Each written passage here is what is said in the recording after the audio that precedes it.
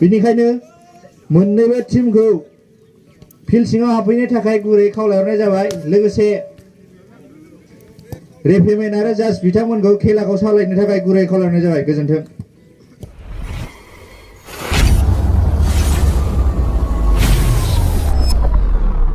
Hello लोगोफोर, खुलुमबाय।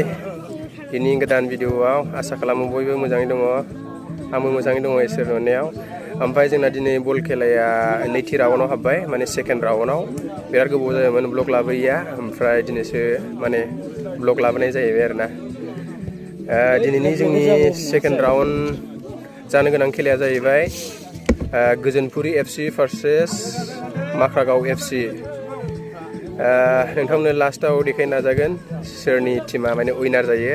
ओमफ्राय आंजों लोगोसे दङ सिबि ब्रह्म, ओमफ्राय सासे दङ ओरैहाय कुमार मुसाहारि, ओमफ्राय फरिफ्रियाव दङ सासे दं नैबे फंबाय दंफायो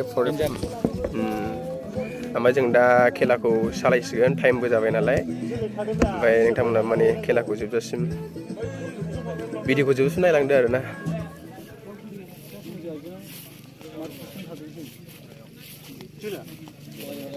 मोजां गेलेदो।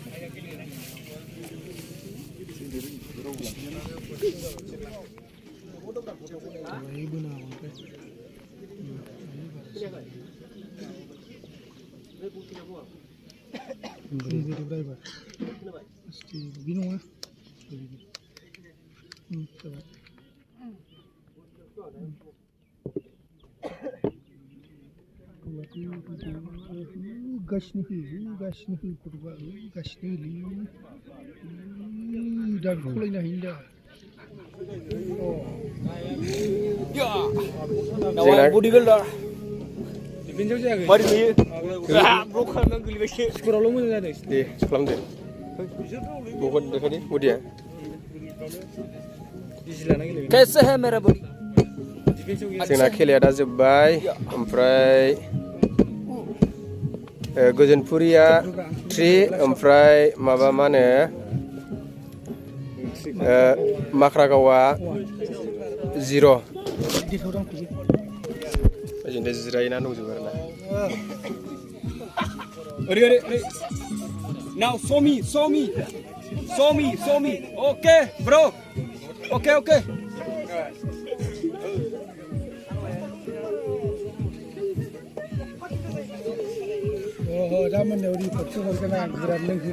जों दा दसे रेस्ट लानानै साहा लोंसै, सिंग्रा जानोसै, ओमफ्राय गाबोननि जानो गोनां खेलाया माथो ज'सो थायो, मा घन्टा जाबाय थायो।